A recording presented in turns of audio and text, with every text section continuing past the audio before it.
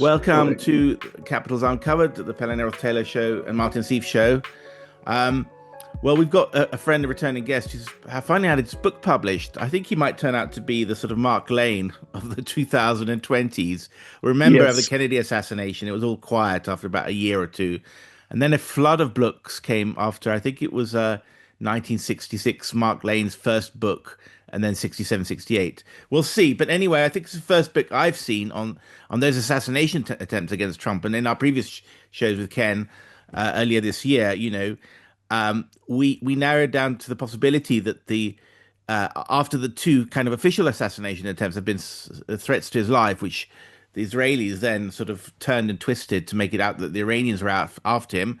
And we saw him tweeting saying, "I'm going to kill them before we kill me. They kill me." So maybe part of the motivation for Trump going into that disastrous Iran war was because he was persuaded by the Oh, deep yeah. state that the Israelis were out to get him. And of course, a man who's millimeters away from being killed, that does just stray things to a man's logic. And I think the people who want to steer Trump are very well aware of that man's vulnerabilities. Anyway, Ken, I'm going to just read from your recently published book, the blurb, which I can't improve on. On July 13, 2024, history came within millimeters of being drastically altered when a would-be assassin shot Donald Trump, grazing his ear. And yet, the public still doesn't have a clear picture of what happened on that nearly world-altering day. Why, despite Trump now being president? Same goes for subsequent September 15th, 2024 assassination attempt, as well as several other plots against him, at least one of them purportedly involving the government of Iran. The Trump Assassination Plots, check it out on Amazon and other places, aims to change this by providing the most comprehensive account of the attempts on Trump's life and the most detailed profiles of the men behind them to date. The FBI says there's nothing more to know about these events. This book proves otherwise. The Trump assassination plots, what the investigations missed, and why it matters, provides a minute by minute account of what happened in Butler on July 13th, 2024, and subsequent events. Now, Ken, I'm going to ask you a leading question. You can go off on as far as you want. Your book reconstructs both Butler and the West Palm Beach attempts in considerable detail. If you had to identify the most unanswered question across the two attempts, that one a serious congressional inquiry would have put first, what would it be? Ooh, that's a really good question. As far the first thing that comes to mind is with the Ryan Ruth. The second one is that, he's the guy that was hiding in the golf course for nearly 10 hours. Trump's golfing on the fifth hole. The Secret Service spots him on near the sixth hole, a couple hundred yards away, and Secret Service sniper fires 5 times, misses. He runs away, but gets caught 45 minutes later. It's the fact that he started hiding at the golf course around 2:50 a.m., according to a state search warrant, while the Secret Service wasn't informed about Trump's plan to golf until like 2:30 a.m. The plan to golf was last minute. And so I think that's a huge unanswered question that we need more information about. Like, was there a security leak? It seems like a very improbable coincidence that the Secret Service would learn about the golf plan, and then 20 minutes later, the would-be assassin shows up and camps out there all night. Wow. So, I mean, presumably they wouldn't he didn't know that in normal circumstances, why the hell would he turn up at a golf course? And when Trump has made a very last minute decision, and then he turns up at the golf course. So what? Sorry, what's the gap between Trump deciding to go onto the golf course and Ralph camping out there? About 20 minutes, according to the records I have. Right, Ruth was camping out at a nearby truck right, stop that was about 30 minutes away. So he had right, to have been, yeah, informed, I would suspect. right. So he must have been on. It must have been an inside job, right? Because I mean, unless you believe in telepathy, Unless it's one hell of a coincidence, maybe he was going there every Sunday in anticipation because he figured Trump's got to golf there sooner or later. I mean, it's definitely a very bizarre coincidence that really nobody even really talks about except, me in this book. hmm. Well, I mean, I guess it is possible that he turns up, but then presumably he would have caught by CCTV cameras or something. I mean, he's been doing it 4 or 5 times, on Yeah, that's spec. exactly right. Another bizarre unexplained anomaly is that Lindsey Graham the big Ukraine backer, was set to golf with Trump and Steve Witkoff that morning, and he canceled at the last minute. So, Oh, you really? know, Huh. it not implicating Graham necessarily, but he needs to be asked, why did you cancel golf with the next president? That, most people wouldn't do that. Wow. Okay. Well, so um, one of the things that you've been going on about is this same permanent bureaucracy that pursued Trump through Crossfire Hurricane, the Mueller probe, and documents, which after the impeachment attempts, is the same organization that's now investigating attempts on his life.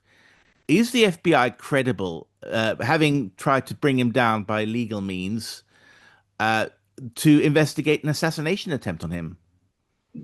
I sure wouldn't think so. And we've already gotten a glimpse of the Bureau's either duplicity or just total ignorance about this case. Even Trump's FBI, uh, Tucker Carlson released a documentary maybe 6 months ago with a previously unpublished trove of internet data from Thomas Crooks, including YouTube comments where he was openly discussing assassinating U.S. officials. This was from like 2020 when he would have been 16 or 17. So the significance is unclear. But after, you got to imagine that he was flagged by law enforcement in some capacity for openly discussing violence on YouTube. Moreover, after Tucker publishes this documentary, uh, the FBI, Cash Patel and Dan Bongino, come out and say, well, hey, he wasn't actually interacting with anybody. He was just commenting on a YouTube video. But it turns out that's incorrect. He was actually talking with this neo-Nazi who lives in Norway. His handle was Willie Tepes, but people uncovered his identity. And like this guy was probably also on law enforcement's radar. So it just proves that, even Cash Patel and Dan Bongino are lying about Crooks's online presence, or they're totally ignorant because they're being kept in the dark by the people who probably really run the FBI. Wow.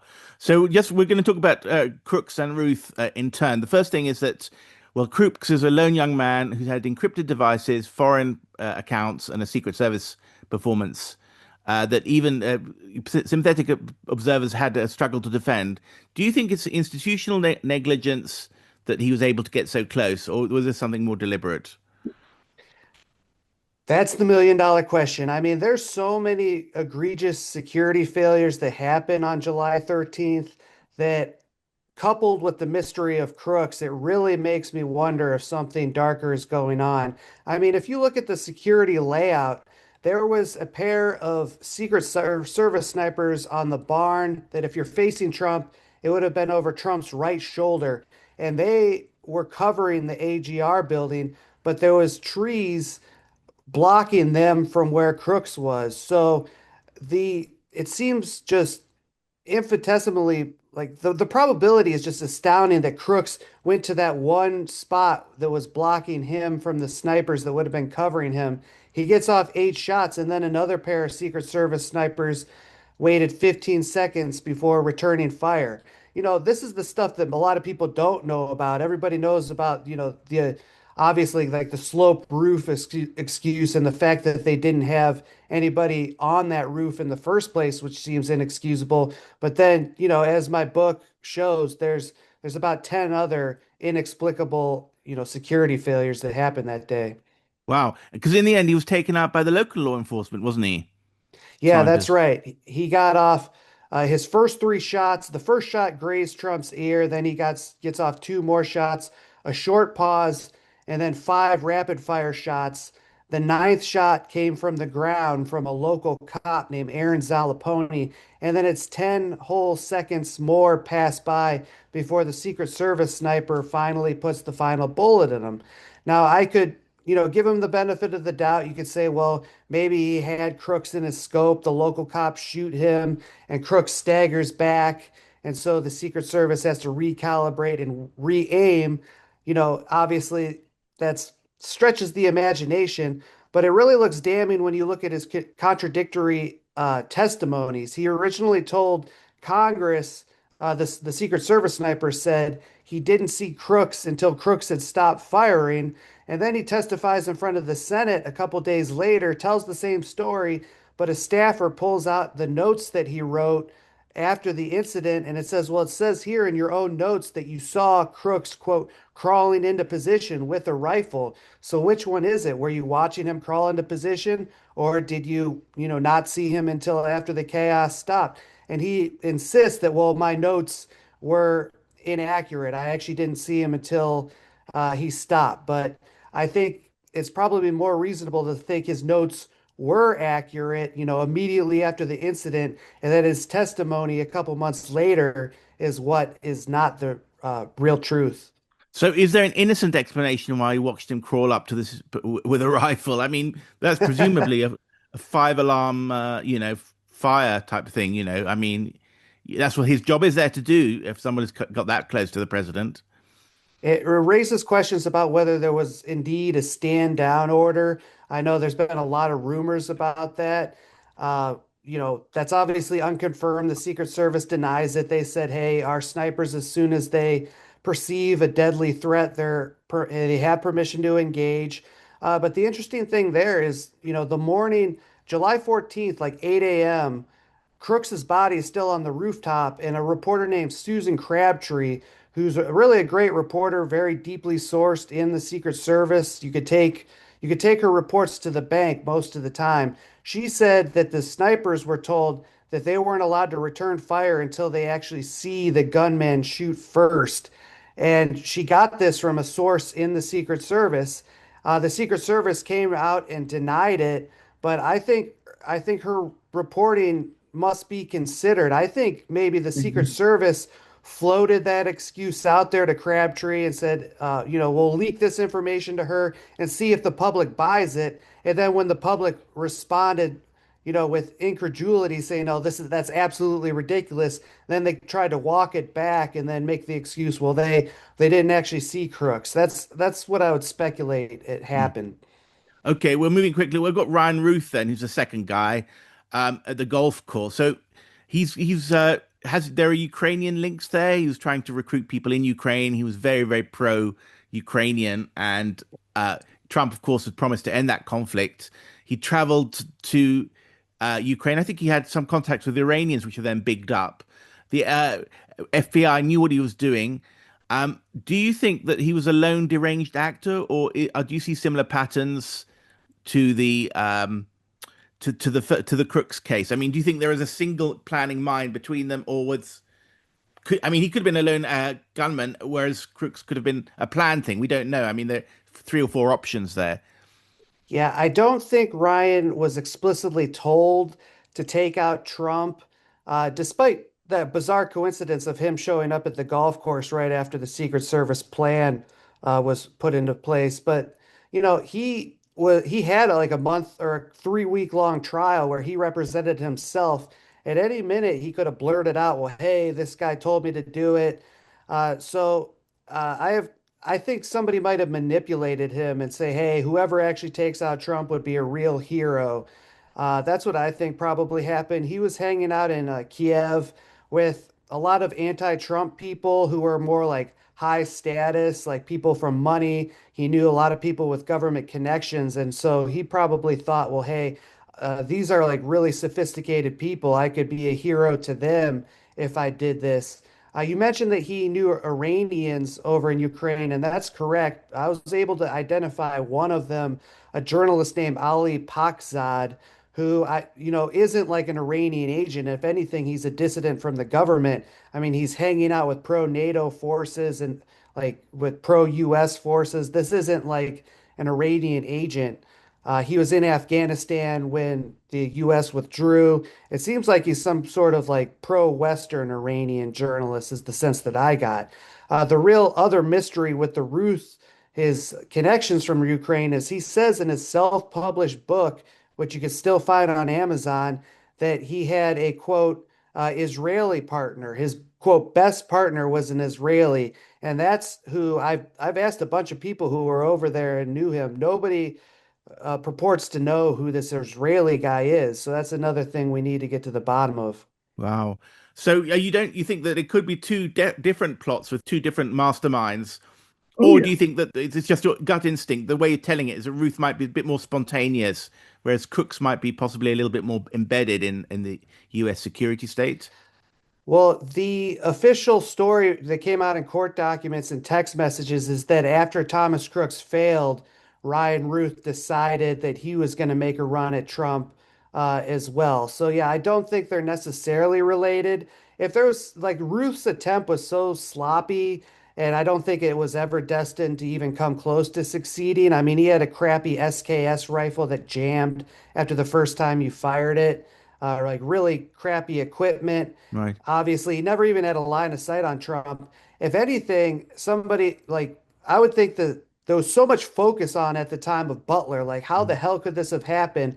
And then once the second attempt comes out, people start getting a little bit distracted. It muddies the waters, and people don't have that singular focus on Butler. So if this was some type of conspiracy, I would say it would be the second attempt they ran Ruth knowing it would be unsuccessful, but they would kind of Yes. flood the zone. Right. Okay. And just a final question before I hand over to Martin. I mean, to be a subject of assassination attempts, failed assassination attempts. I mean, either deliberately failed or accidentally failed. In other words, he was lucky to survive. Obviously, changes a man almost more than anything. Do you think Trump has been steered by this? Do you get the feeling? And you can also incorporate your thoughts about the revelation that the Israelis were saying, leaking facts. I mean, we've got that guy that Mhm. you talked about, Marchant. I don't know if you talk about that in your book, Yeah, who I was do. allegedly an Iranian assassin, and that caused Trump to attribute all three attempts to the Iranians. And then when he attacked Iran, he was putting out tweets or whatever, his Truth Social posts about getting someone before they get you, the old sort of motto of the Wild West, you know. Um, he had to. I don't know if anyone knows this, but he was flying on Witkoff's plane for the last month of the campaign. You know, a smaller plane than Trump Force One. So I mean, he was probably sitting for hours on that little plane, wondering how he could get revenge on the people who subjected him to that humiliation. Uh, what do you think? Do you think the Iran war can partly be explained by this and Trump's failure to broker peace in Ukraine, which he promised he'd do in 24 hours? Yeah, I do. I think he was psyoped. As you mentioned, after the Ruth attempt, the Secret Service got intelligence that Iran had supposedly smuggled surface-to-air missiles and they were going to shoot down Trump's plane. So they say, "Oh, Mr. Trump, take this decoy plane," and he, finished his campaign, like covertly flying around while Trump Force One was actually used as the decoy. His staff was still on it, which I wonder how the staff feels as being used as bait. But there's absolutely no evidence that the Iranians smuggled missiles. I mean, first of all, you would have had arrest, documentation, witnesses. Second of all, that would have been like a major call to war. Like we would have bombed them off the face of the map if this were actually true. So I think it's fake news. Trump's partially being manipulated, although he's got a million different reasons for going to war with Iran. I mean, there's speculation about the Epstein files, and he's always been an Iran hawk since the first administration. He tore up the deals. So Hmm. I think maybe we'd probably be in this situation even without the assassination attempts. But I know I've gone over these details pretty closely with your previous shows. So if people want to read about this with my book, there's a chapter called An FBI Iranian Plot to Kill Trump. And it's all about the undercover FBI agents and informants that kind of manufactured this phony threat. Martin, what are your thoughts about this? Well, again, admiration and respect for your work, Ken, which is, as you said about Susan's, you can take your work as hers and take it to the bank. Very, very impressive work, obviously. Terrifyingly impressive work. But another thought occurs to me, and again, context of the Kennedy assassination fits here. We now know, and for decades after the event, it was sacrosanct truth to deny it, that obviously the U.S. Secret Service failed contemptibly to protect President Kennedy's life in Dallas. There were endless woeful miscalculations, mistakes, ineptitudes that would fill a book. The president is in an open limousine in a city where his life has openly been threatened. There is no bubble of bulletproof glass around him, though texts Texas has one of the most pervasive gun cultures in the world, not just in the United States, but in the world. The Secret Service agents, in particular, who are guarding him, most of them have been out partying to the middle of the night before, and we're suffering from sleep deprivation and hangovers, and the reflexes were poor that morning. None of the agents in the car moved. They were all so slow off the mark at the very least that they did not pull the president to the ground. The reactions were shamefully slow. But clearly we see the same story repeating itself here. Now, this happened during the Biden administration. And Jill Biden had given the Secret Service a lady chief who was woefully incompetent, who was rapidly fired, forced to resign, whatever, afterwards. And it also, of course, came out that all the most elite Secret Service agents obviously were guarding Biden, but not that they needed to because he never went anywhere, but also that day they were traveling with the First Lady, with Jill Biden. And the staffers, the agents who were left to protect President Trump, were largely agents who were either ladies or men of shorter build. And President Trump is a big, tall, well-built man, well over 6 feet. And the first rule in securing VIPs, heads of state, major important figures, is you surround them with bodyguards who can shield them from head shots and upper body shots. And this fundamental rule was ignored in the case of President Trump. So the Secret Service, in addition to the woeful picture you have documented, had made what was culpably negligent and incompetent at the very least. Is it better now? That's my question to you, Ken. From what you've seen, is the president better protected now, or can this woeful saga of incompetence happen again, or tomorrow, or today? Well, that's a great question, and it boggles the mind that the person who was in charge of Trump's security detail on Butler, his name's Sean Curran. He's since been promoted to Secret Service director. So Of to course answer your he question, has. absolutely not. People involved in the failures all receive promotions. The Secret Service has a bigger budget, more employees as a result, more power. So even if we're not talking about some kind of conspiracy here, it's like these bureaucracies are incentivized to fail.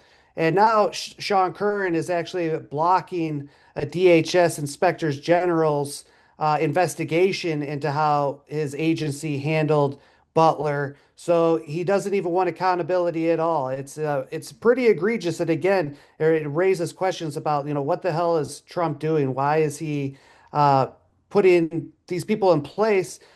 Susan Crabtree also reported that Sean Curran, the current director, is like a favorite of Susie Wiles. So take that for There what you you are then. will. Yes. Now, Wow. I found when I was covering the Biden fiasco, security fiasco in Afghanistan, SIGAR, the Special Inspector General on Afghanistan and reconstruction, were producing marvelous reports where they were with a handful of honest, efficient, accurate watchdogs that haven't been purged or destroyed in the federal government.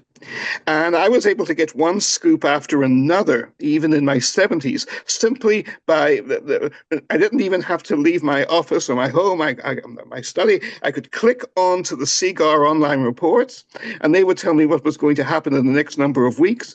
All the corruption, all the incompetence was there. They documented and predicted 6 months in advance how there would be a total collapse of security in Afghanistan, and the whole Karzai regime would immediately disintegrate instantly. And yet Congress itself was as well as the great American media, as you know, were taken totally by surprise by this. So again, why is there? We have how many members of Congress? 535, if what tally certainly 100 senators. Yeah. 435 members of the House, I think, correct me if I'm wrong, certainly Yeah. 100 senators. And all these 535 elected members of the Republic, not a single one of them is pushing for an independent inquiry into the stinking hole of incompetence, uh, mediocrity, self satisfaction, and complacency and uselessness that is the Secret Service. Is that the case? Is nobody pushing for this? For That's an independent exactly inquiry? That's another thing that you're spot on. Yeah, Congress did an investigation that lasted from about, July 20th to early December. They put out a report with a series of recommendations, including that Secret Service shouldn't investigate people for like forgery or money laundering anymore. No more criminal investigations, just focus solely on protecting your assets. But that would take an act of Congress to do to modify the Secret Service's charter, and they just put out the report and never followed up. The people on the panel displayed stunning ignorance. I mean, the ranking member, Jason Crow, talked about what happened that day, and he's like, "Oh, the Secret Service couldn't get their drone up in the air because they were having technical problems." The Secret Service didn't have a drone that day. They had drone detection equipment that wasn't working, but that just shows to you that like the people in charge of this investigation didn't know the basic facts on the ground. I mean, their staffers did a pretty good job. They interviewed over 40 federal, state, and local agents, but it was just a dog and pony show at the end of the day because nothing came out of it. Wow. Fascinating. If I may just make a follow up there, again, another fascinating point you've just given. We look at the Ukraine war. We look, both Ukraine and Russia have tens of thousands of drones apiece. They both massively produce them. And you just told us that on any given day, the United States Secret Service, charged with protecting the life of the President of the United States, doesn't have a single one.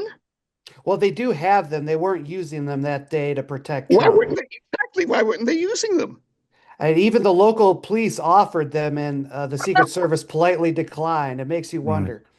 Well, I mean, If it's I also may, the Butler was the only time when CNN decided to broadcast one of Trump's, talks, one of his live appearances, so election appearances. So why is that? But maybe that's being too conspiratorial. The excuse there is that he was expected to announce JD Vance as the vice president Right, that day. Keep in mind, that was the last rally before the RNC. right, So it would make sense that CNN would say, well, hey, this would be a historic moment. He's going to trot right, out Vance. Let's be right. there. So that's at least a plausible excuse. Although, I understand if people don't just No, no, buy that hook, line, and it's sinker. very good that you sort out the sort of conspiratorial red herrings that yes, discredit your exactly. theory and make a very reasonable assumption there. I mean, not everything is a conspiracy theory, as it were, and Sure. and if CNN were involved, you'd have to have sort of tentacles of involvement across the media and the Secret Service. And it might not be that case. So I don't know if you're gonna ask again. Say so if Trump's second term ends without a full accounting of these two assassination attempts, no select committee, no real declassification, and no personnel consequences. What does it tell you about where the power lies in Washington? I mean, I think it's pretty self-evident that democracy is a facade and that, the president is probably taking marching orders because it seems like any reasonable person would want to get all the information out on the person that tried or the people who tried to kill him. I mean, we saw an example of this just last night. Like the one independent thinking congressman was just washed out, Thomas Massey. So it seems like these guys are puppets to me. That would be my position on the Do matter. you think? I mean, Trump might be I blackmailed. He said, agree. if you don't if you try and expose us, we'll get you this time. I mean, Nixon was harassed by Richard Helms in before Watergate because he was curious about who killed Kennedy. Yes, yes, yeah. I always draw. Well, I don't always do this publicly, but I've been thinking a lot about how Nixon kept quiet about Watergate, how he had always asked about the Bay of Pigs, but he kept his silence ostensibly for the good of the country. With Trump, yeah, it could be maybe they stumbled on some sort of MK Ultra program with Crooks that he was told to keep quiet about. Maybe they're threatening his family. Maybe it was a foreign power and a supposed ally. A lot of people are jumping to the conclusion that he's quiet because he actually staged his own attempt. And I can tell you, I don't believe that's the case. I mean, having live bullets shot at you to stage your own attempt and have one just nick your ear. We know the bullets were real, the bodies were real, the blood was real. And it would also involve a conspiracy with the New York Times because they have a photo of a bullet whizzing right by his ear. It would involve the Biden Secret Service, Biden's FBI would have to be in on it and allow him to do it. And probably one of my favorite underrated pieces of evidence is that his physician was left at the Butler farm show in the chaos. So he goes to the hospital, and it was actually a Butler doctor that examined his ear. So I would think if this was some sort of staged attempt, he would have kept his doctor close at hand. They would have gone to the hospital and said, hey, nobody could look at my ear for national security reasons. But no, it was actually the locals were the ones that treated him. Martin, we've got 4 minutes left, so time for one more question. Okay, well, more a comment than a question, but I would appreciate your response on it, Ken, and it's this.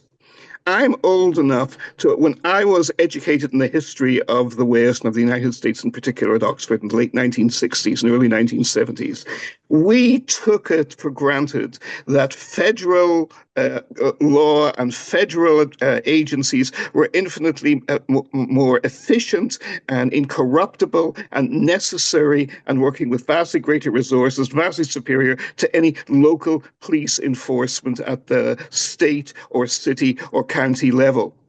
But it seems to me from the story that you are telling that all the honesty and accuracy and efficiency that helped save the president's life came precisely from local cops. I mean, he's even treated. They have to give, it's the local police who have drones on hand. The Secret Service does not. Are we therefore moving into a world where we need to trust our local law enforcement more and federal law enforcement a hell of a lot less? Well, as far as, character and integrity, I think we always should have trusted the locals more. I'm sure you probably That's agree been with my that. But experience. I agree completely. yeah, but as far as Yes, competency, it used to be, yeah, like the locals are JV and the feds are varsity. At least as far as the Secret Service goes, that's not the case. And there's another innocuous explanation is Obama implemented diversity, equity, inclusion, oh, promote yes. a lot of women and things like that. And there's a book called Zero Feral by Carol Leonig, which goes into that. Obama implements this DEI rule. They had like 300 qualified agents that they were about to hire, and they had to scrap those applications and interview a whole new round of candidates. One person was 400 pounds. One person had a prosthetic limb. And then one person told the Secret Service that, hey, like he's in the ghetto and he's like, hey, my roommates doesn't like having cops around, so you can't come to my place to interview me. So that was the next round of applicants. And they ended up hiring like only like three people out of like after getting thousands of applications. So yeah, the Secret Service has deteriorated even from the times of the 20th century, and it doesn't look like it's going to get any better. Ken, No, it thank you so doesn't. much. I've got to Thank wind you. up there. We'd love to have you on again. I mean, I wish you'd written Here, more here. books, but when the next, unfortunately, let's hope nothing happens. But if it does, we'll have you on again in a jiffy, as they say. But anyway, it's the Trump Assassination Plots: What the Investigations Missed and Why It Matters by Ken Silva. There we go. And Ken, you can find it on Amazon and bookshops. It looks as if already had some great reviews. And then you write for Headline USA, headlineusa.com. Where I think you've given a taster of what's coming up. And I know that you're working against the mainstream media and their conspiracy of silence against us truth seekers. So I really wish you the best of luck because you're really onto one of the most important stories in the world and you're doing it very well. Thank you so much, Ken. Thank you so much, Here, Martin. here. See you Thank tomorrow. Thank you. you, my Thank you friend. for all the support. We hope to give you more.